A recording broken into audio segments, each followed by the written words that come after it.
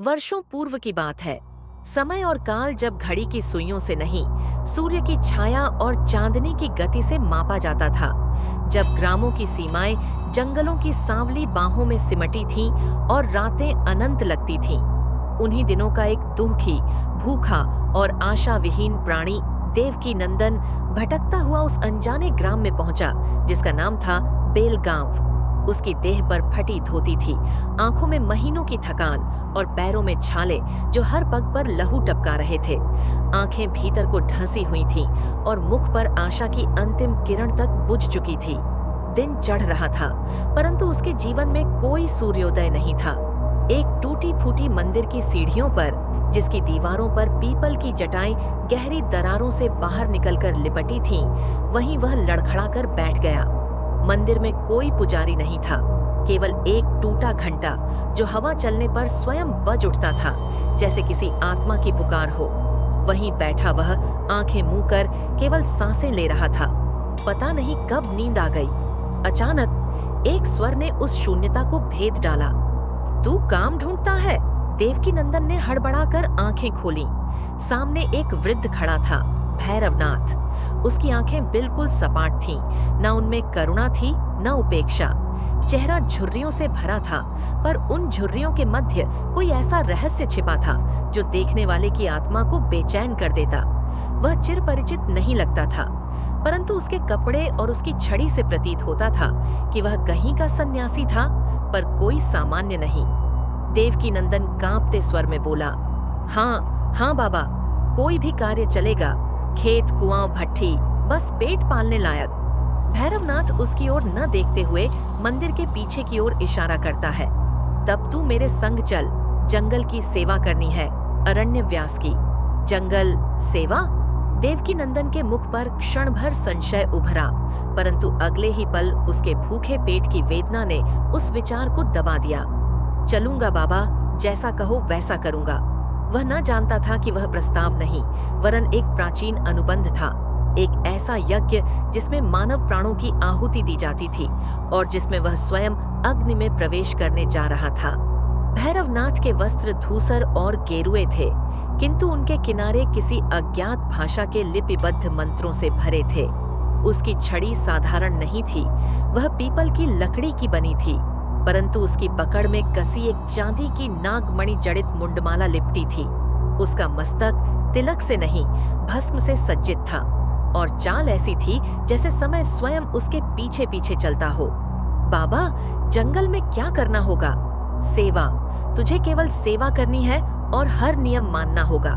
अरण्य व्यास की मर्यादा भंग नहीं होनी चाहिए। अरण्य व्यास क्या है बाबा? वन है, पर जीवित है, सांस लेता है, देखता है, और तू अब उसका दास बनेगा। देवकी नंदन कुछ समझ न सका, परंतु उसकी दृष्टि अब भी उस वृद्ध के मुख पर अटकी थी, जहां कुछ भयावह होते हुए भी एक अजीब सा अपनापन था, जैसे कोई शमशान में दीप जलाने वाला साधु हो जो मृत्यु में भी शांति ढूंढता हो। जैसे ही वह दोनों गांव के छोर की ओर बढ़े, लोगों की निगाहें उन पर जमी। स्त्रियां अपने बच्चों को भीतर खींच लेती और पुरुष निगाहें झुकाकर द्वार बंद कर लेते। किसी ने भी भैरवनाथ को नमस्ते नहीं किया, न ही कोई उसके पास आया। देवकी नंदन को यह सब असहज प्रतीत हुआ। बाबा, ये लोग आपसे डरते हैं? डरते हैं? नहीं पुत्र, वे स्वयं अपनी अज्ञानता से भयभीत हैं। वे सोचते हैं मैं शाप हूँ, पर मैं शाप नहीं, केवल दर्पण हूँ जो उन्हें उनका भय दिखा देता है। और तू अब स्वयं को भूल जा। तू अरण्य व्यास का सेवक है। तेरे प्रश्न अब केवल उत्तर में बदलेंगे, परंतु उत्तर तेरे भीतर से नहीं आएंगे, वे उस वन से आएंगे। जंगल में प्रवेश करने से पूर्व एक छोटा शिवालय आया, वहीं भैरवनाथ ठहरा। उसने देवकी नंदन से कहा, तू अंतिम बार सोच ले। इस मार्ग पर जो चला वह लौटकर कभी मनुष्य नहीं रहता। या तो वह कुछ अधिक बन जाता है या कुछ भी नहीं। जंगल सब कुछ देता है, पर एक ही शर्त पर, विस्मृति। विस्मृति? हाँ, तू भूल जाएगा कि तू कौन था। परिवार, गांव, माँ बाप, सब कुछ।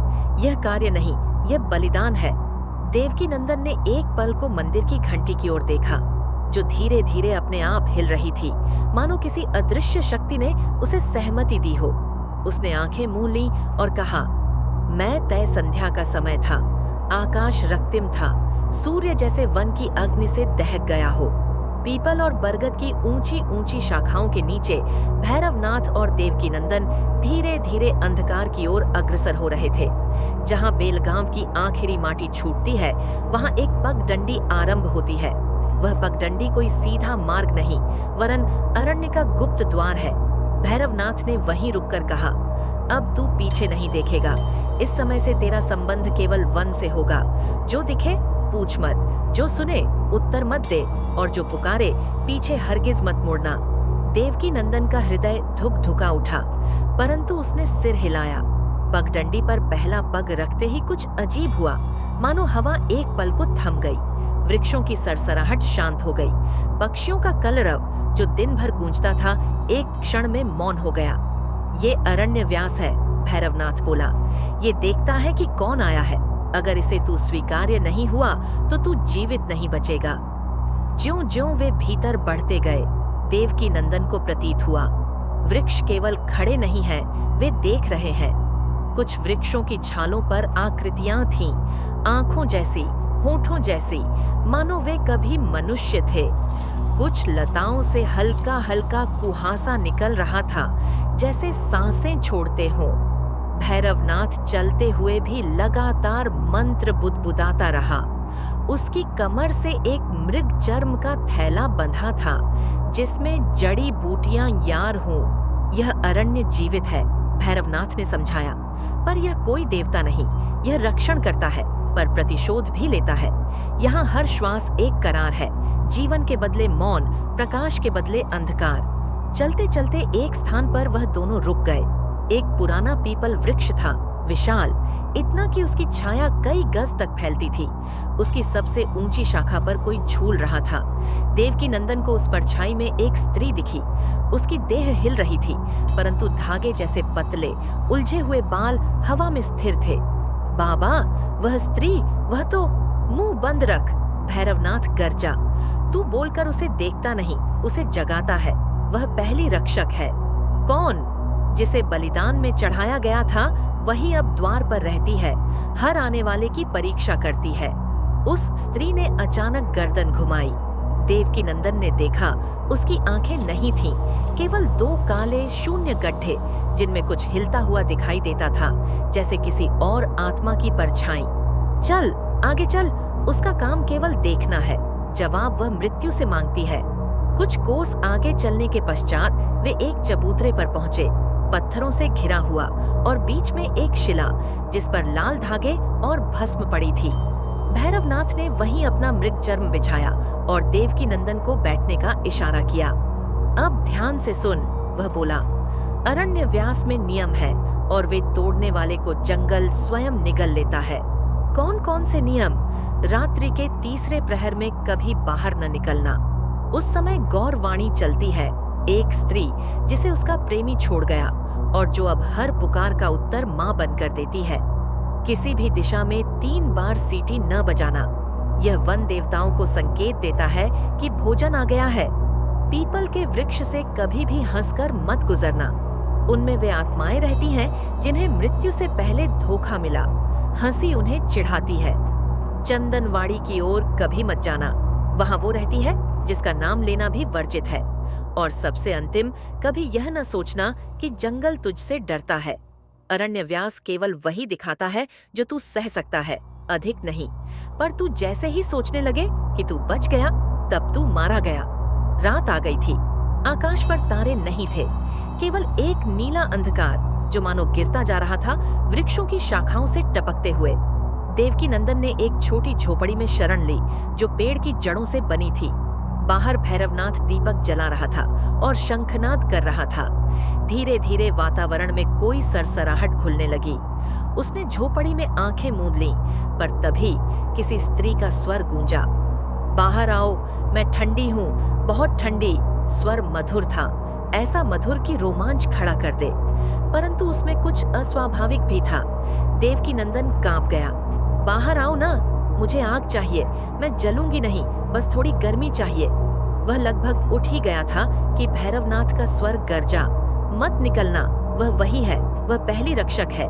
देवकीनंदन ने अपने कान बंद कर लिए। स्वर अब करुणा से क्रूरता में बदल चुका था।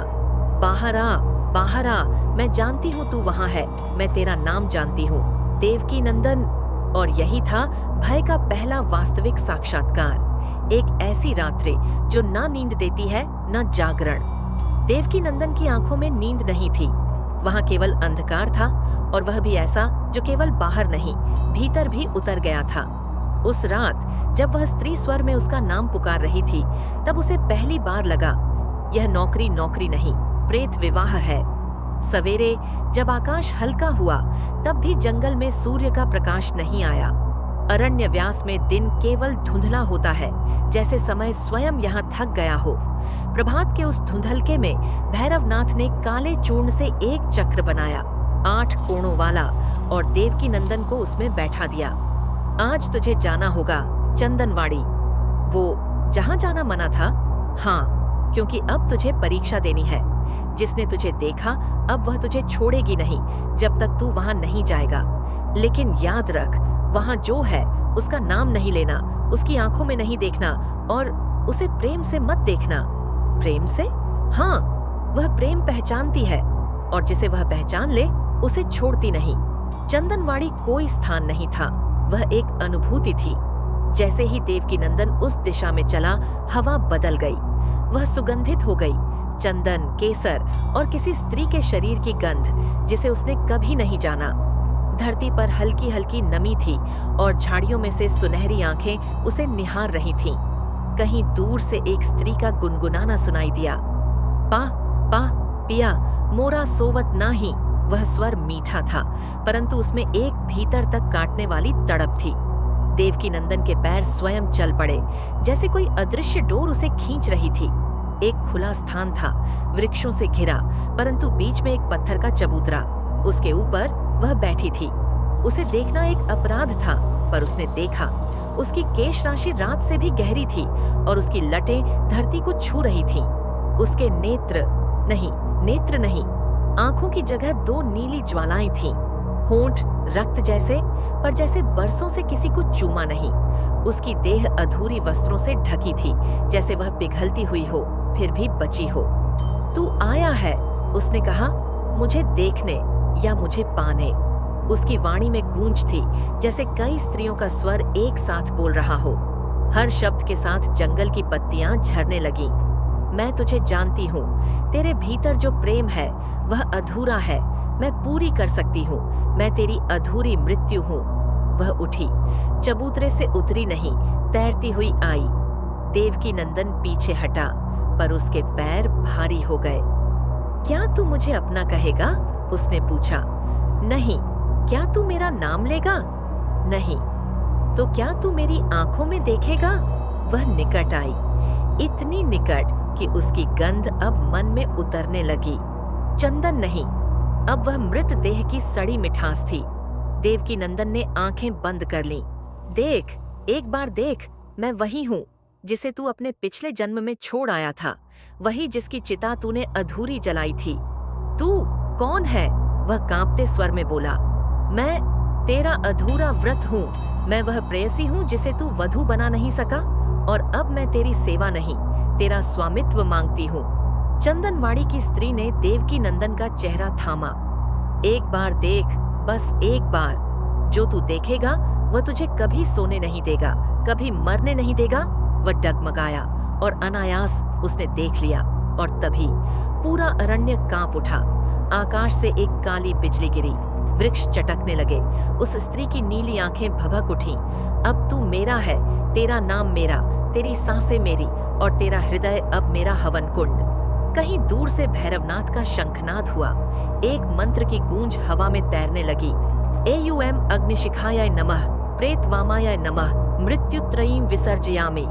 अचानक वह स्त्री चीखी, एक चीख जिसमें हर उस स्त्री की वेदना थी जिसे जीते जी जला दिया गया था, जिसे धोखा दिया गया था, और जिसने साक्षात प्रेम को मृत्यु में बदला था।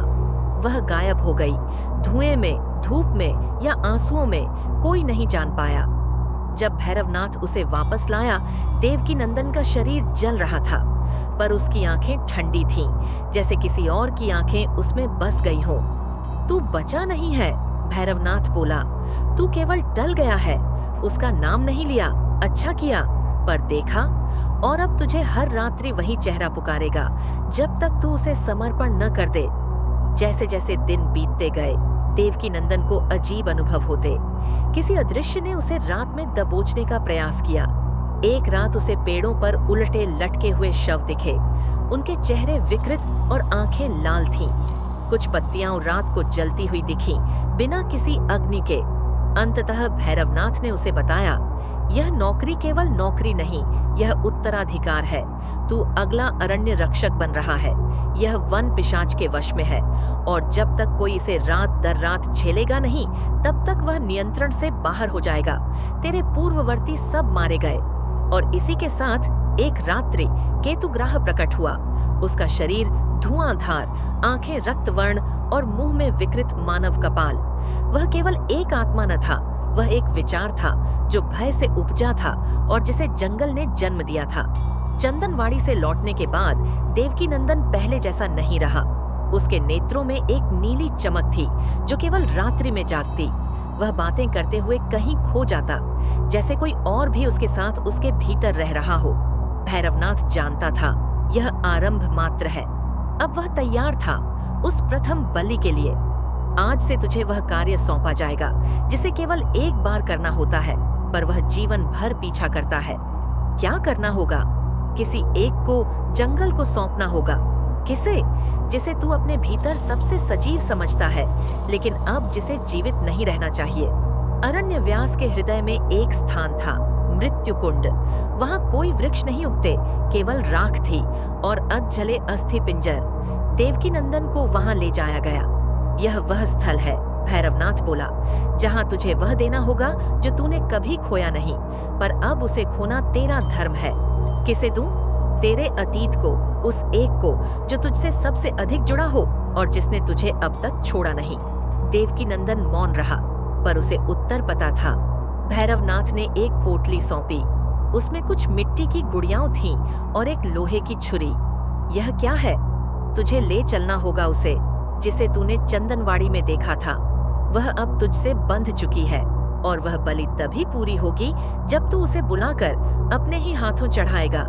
क्या यह वही है जो उस रात गा रही थी? हाँ, लेकिन अब वह रूप नहीं वही है। वह तुझसे प्रेम करती है, और वही बलि योग्य होती है जो प्रेम करती हो। देवकीनंदन की देह कांपने लगी। यह अधर्म है, यह सेवा है। इस जंगल को प्रेम चाहिए ताकि वह उसे तोड़ सके, जैसे तू टूटा है। वह रात्रि घनी थी, कोई तारा नहीं। भैरवनाथ ने हवन कुंड जलाया, राख से बना, रक्त से सिंचित। देवकीनंदन ने उस स्त्री को पुकारा, न नाम से न मन से, बस उस स्मृति से जिसमें उसने उसकी आंखें देखी थीं। वह आई, धीरे, गाते हुए, नृत्य करती हुई, पर अब उसके पांव पीछे की ओर मुड़े हुए थे। वह चंद्र प्रकाश में नहीं, अंधकार में चमक रही थी। तूने मुझे बुलाया? हाँ। क्या तू अब मुझे अपना बनाएगा? देवकीनंदन ने पोटली खोली, छुरी निकाली, पर उसके हाथ कांप गए। वह स्त्री निकट आई, मुस्कुराई। मुझे मालूम है क्या करना है। प्रेम बलिदान चाहता है, और मैं स्वयं को तुझ पर चढ़ाती हूँ। उसने अपनी छाती खोल दी। जहाँ हृदय होना चाहिए था, वहाँ केवल राख और कुछ बचे हुए बालों का गुच्छा था। देवकीनंदन ने आंखें बंद की और छुरा उसके वक्षस्थल में उतार दिया, परंतु वहां से रक्त नहीं निकला। वहां से निकली एक ध्वनि, एक कराह, और फिर एक हंसी जो धीरे धीरे रोने में बदल गई। स्त्री गिर पड़ी मिट्टी में, और वहां कुछ भी न बचा, केवल एक रेखा जो देवकीनंदन के शरीर पर जलती हुई उतर गई। अब वह अरण्य व्यास का पहला बलिदानी सेवक था। तू अब व्रती है, तेरी पहली परीक्षा पूर्ण हुई, पर अब तुझे जाना होगा अगली खोज में, जहां तू स्वयं नहीं बलि देगा, पर जहां तेरे सामने कोई और तेरे लिए प्राण त्यागेगा। आज भी कोई बेलगाम के उस वन की ओर जाता है तो उसे एक झोंपड़ी दिखती है। रात्रि में वहां दरवाजा अपने आप खटकता है और एक स्वर आता है, मुझे जंगल की सबसे अजीब नौकरी मिली थी, अब तुम्हारी बारी है।